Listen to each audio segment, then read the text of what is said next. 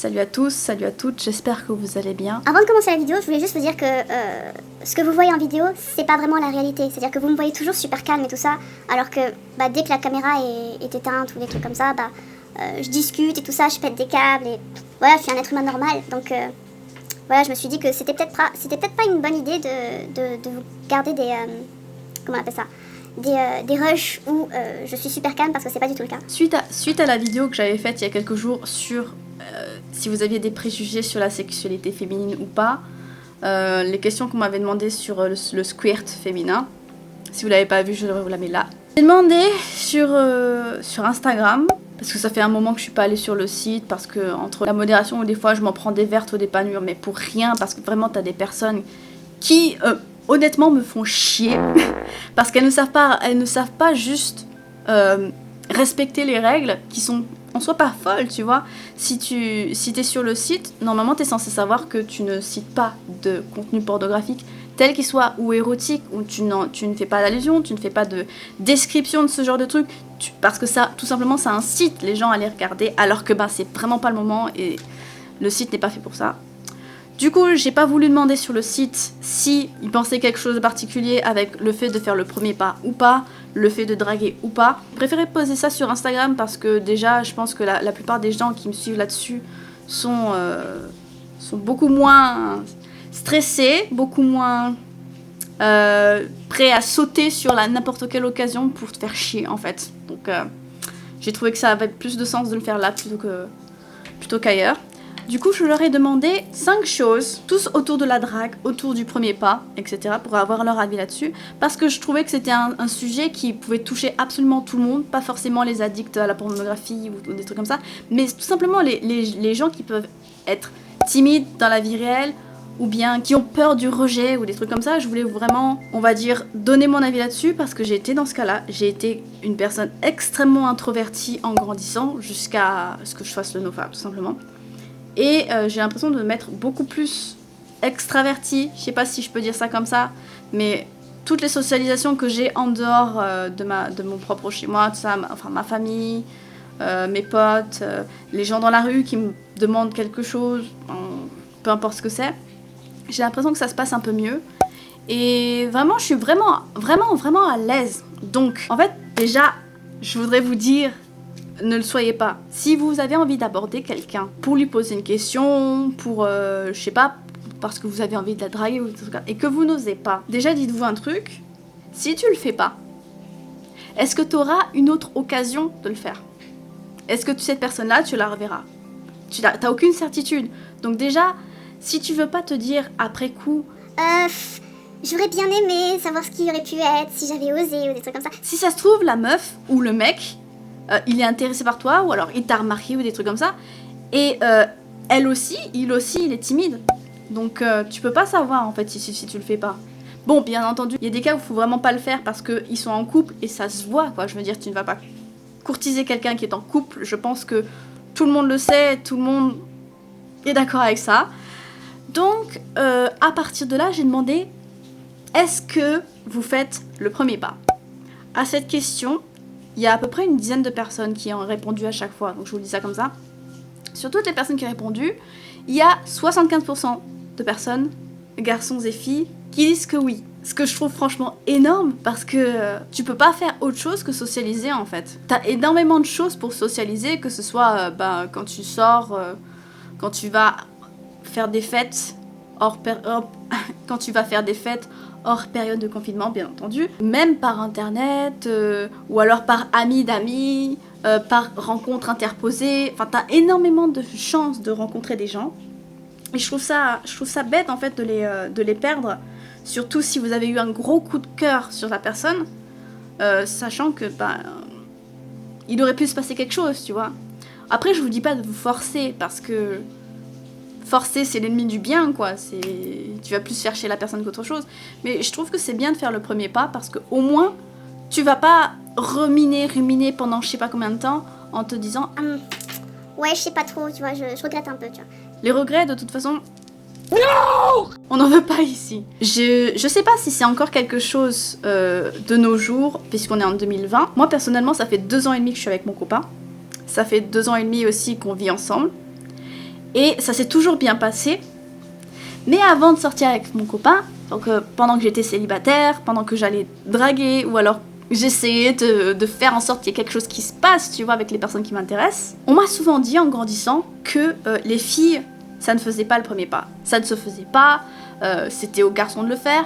Bon, bien entendu, ce sont des réflexions qui bien souvent venaient d'adultes, genre des gens de la vieille époque. Je ne dis pas ça de façon à être péjorative avec vous, sachant que je sais qu'il y a des personnes de cet âge-là, de 40, 50 ans, qui de temps en temps regardent les vidéos. Donc ne le prenez pas personnellement, parce que c'est vrai que votre génération, c'est plus vieux jeu en soi. Je pense que vous en êtes bien conscient. Mais de nos jours, l'égalité est là en ce qui concerne la drague. S'il y a personne qui fait le premier pas, que ce soit la fille ou le mec, il se passera jamais rien. Donc, en connaissance de cause, j'ai posé la question aux gens pour savoir ce qu'ils pensaient d'une fille qui fait le premier pas. Alors là, ça m'a fait rire parce que j'ai un pote qui a aussi participé au sondage, qui a voté pour « elle ne devrait pas, c'est à l'homme de le faire », et qui est venu me voir en disant « ouais, les autres ils ont voté pour la vieille époque et tout ça, alors qu'il avait fait lui-même une erreur ». Donc les résultats sont un peu faussés là-dessus. C'est-à-dire que t'as 88 personnes qui disent que c'est super et qui sont pour le fait que ce soit pas toujours le mec de se bouger les fesses. Avec quoi je suis d'accord. Mais lui, du coup, étant donné qu'il s'est planté, il a voté pour l'autre. Donc en soi, même si on a un ratio de 88-12%, c'est un ratio de 100% pour le fait que ce soit pas toujours à l'homme de faire le premier pas, tu vois. Après, je peux comprendre qu'il y a des personnes qui pensent que non, c'est dévirilisant. Je sais pas. En fait, j'ai pas les mots pour vous dire le truc spécial. Je me rends compte que je passe mon temps à essayer de trouver le mot adéquat pour vous dire les choses, mais j'y arrive pas. Donc, qu'est-ce qui se passe dans ces moments-là ? J'invente des mots. Je suis désolée, je pense que vous avez compris à quoi je faisais référence. Donc, ces personnes-là pensent que c'est pas viril pour eux s'ils se font aborder par une fille. Écoute, qu'est-ce que tu veux que je te dise ?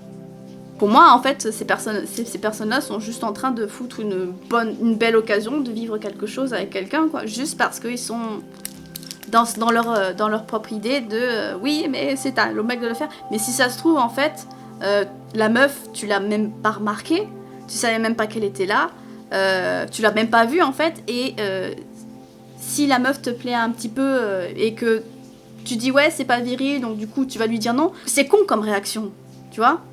Parce que du coup, tu mets tes chances de côté. Et du coup, tu restes seul plus longtemps. Tu veux ou tu veux pas ? Tu veux, c'est bien. Si tu veux pas, tant pis. Si tu veux pas, j'en ferai pas une maladie. Oui, mais voilà, réponds-moi non ou bien oui. Là, c'est un petit peu 50-50 au niveau du pourcentage. T'as 57 personnes qui préfèrent draguer. T'en as 43 qui préfèrent se faire draguer. Bon, moi là-dessus, je pense que c'est assez kiff-kiff, quoi, parce que c'est très valorisant de se faire draguer. Mais tu prends un petit peu les choses en main quand tu vas draguer. Donc pour moi, ce sont pas des mauvaises choses, tu vois. En fait, là où ça poserait vraiment un problème, je pense, c'est quand tu sais pas t'arrêter. Tu es en train de draguer quelqu'un qui ne veut pas être dragué. Et là, le problème, c'est si tu sais pas qu'il faut que t'arrêtes parce que t'es en train de le mettre ou de la mettre mal à l'aise, c'est là qu'il y a un problème. Dans le fait de draguer, il n'y a aucun souci, tu vois. Genre, si tu sais prendre non comme réponse, il n'y a aucun souci, vraiment. Les râteaux. Si vous ne me connaissez pas, ou si on se connaît dans la vie réelle, mais vous ne m'avez pas vu depuis super longtemps, parce que je passe mon temps à changer de pays, parce que je suis ma famille, etc., etc. Sachez que dans le temps, quand j'étais célibataire, de la période de mes 12 ans jusqu'à mes 22, donc jusqu'à ce que je rencontre mon copain, j'ai accumulé les râteaux, mais d'une force, mais tout genre de râteaux, des râteaux brutaux, aux râteaux les plus, je te le dis comme ça, mais je te le dis pas vraiment, tu vois, donc voilà, j'ai un peu tout vu, quoi. Donc les râteaux, je connais très bien, comme 91% des personnes qui ont répondu à ce petit sondage.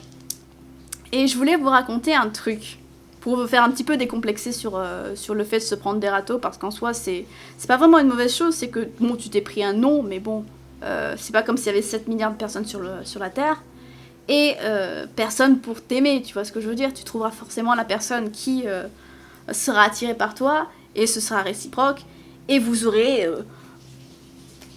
beaucoup d'enfants plus tard. Bon, pour vous faire un petit peu décomplexer là-dessus, je vais vous raconter la fois où j'ai eu un râteau. Mais le râteau, mais... J'ai abusé moi aussi, j'étais jeune, tu vois, donc du coup j'ai fait des conneries. J'étais au lycée, je devais avoir peut-être 15 ans, ouais, à peu près 15 ans. Et j'étais en crush sur un mec de ma classe qui semblait en fait être intéressé par moi, genre pas mal, je voyais qu'il y avait quelque chose, tu vois, dans sa façon de me regarder, dans sa façon de se comporter. Enfin, c'était plus gentil que avec n'importe quelle autre fille en fait de la classe ou des trucs comme ça. Enfin, je pense que je suis assez intuitive sur le fait de savoir quand quelqu'un est attiré par moi ou pas. Donc en général, il me faut pas longtemps pour le savoir. Et cette personne-là, étant donné qu'elle n'arrivait pas à se déclarer, je me suis dit, merde, ça fait des mois qu'on se tourne autour, et il se passe rien, donc je trouve ça hyper chiant. Donc ce que j'ai fait, avec ma petite cervelle de meuf de 15 ans, c'est que j'ai embarqué mes copines un jour, pendant un week-end, et on est allé en bas de chez lui. Déjà, c'est une mauvaise idée, parce que déjà, t'es pas toute seule, donc le fait qu'il y ait les copines et tout ça, c'est ultra intimidant pour le mec qui est là et qui se demande ce qui se passe, en fait.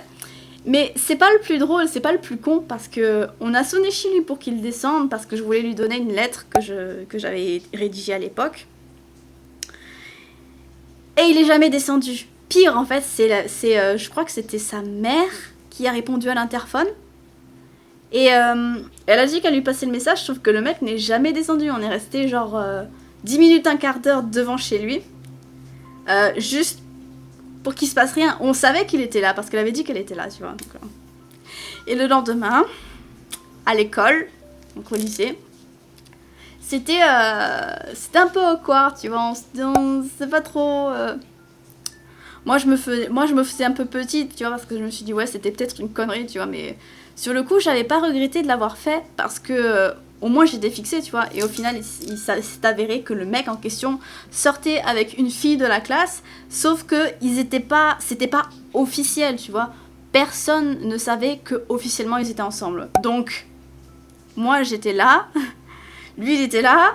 Sa meuf, elle était de l'autre côté de la classe. En plus, c'était une nana que j'admirais énormément, tu vois. Mais pas une seule seconde, je pensais que les deux étaient ensemble. Donc, du coup, j'étais extrêmement gênée par la suite avec eux parce que j'aimais beaucoup la fille. Enfin, c'était vraiment un modèle de fille que je voulais être parce qu'elle était super sûre d'elle, super organisée, super sportive, super tout, en fait.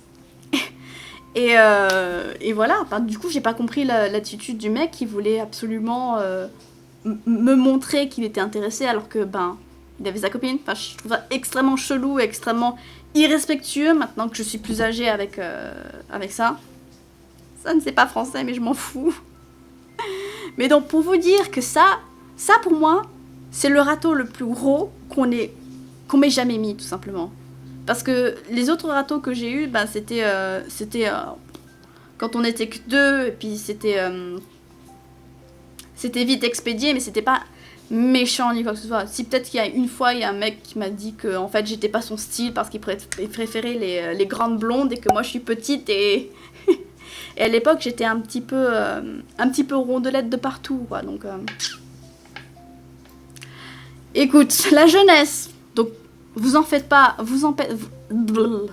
vous en faites pas. Il y a toujours pire. Donc si jamais vous sentez que vous avez envie d'aborder cette personne et que tous les voyants sont ouverts, c'est-à-dire théoriquement elle est pas en couple, bon, vous pouvez toujours poser la question, vous aurez votre réponse, et quoi qu'il en soit, peu importe si elle vous dit oui ou s'il vous dit oui ou non, au moins vous êtes fixé. Vous n'êtes pas là en train de vous broyer du noir en vous posant 3000 questions, quoi. Et la dernière, c'est par rapport à la drague. Bon, c'était une question assez optionnelle, je pense, parce que je me suis demandé comment est-ce que les gens voyaient ça, leur propre point de vue, en fait, sur la drague. Est-ce que c'est quelque chose d'amusant, donc qui est plutôt fun, ou c'est quelque chose de stressant parce que ça implique beaucoup de préparation, etc. Et tu peux peut-être pas deal à 100% avec. Et donc là, j'ai eu un ratio de 73 personnes qui pensent que c'est plutôt fun, et d'autres qui pensent que c'est très stressant. 27% qui pensent que c'est stressant et que du coup, bah, ils aiment pas trop ça, mais ils le font quand même parce que voilà. Ça m'étonne un peu parce que je pensais que ce serait plus un 50-50, tu vois. Et en fait, non. Je suis agréablement surprise par ça parce que je pensais que ce aurait été beaucoup plus mitigé, que j'aurais beaucoup plus de choses à dire avec ça.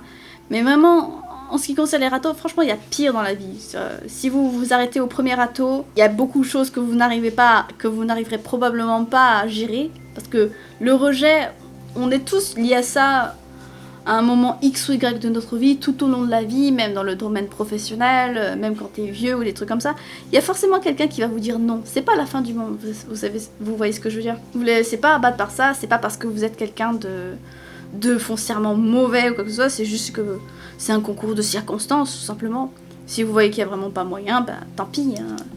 Il y a d'autres gens, il y a même probablement quelqu'un qui attend que vous soyez libre dans votre tête ou quoi que ce soit, qui vous attend ou qui vous regarde ou qui est dans votre entourage depuis un moment et vous ne l'avez absolument jamais remarqué. Je sais pas si vous avez pensé à ça, mais c'est une possibilité, tu vois.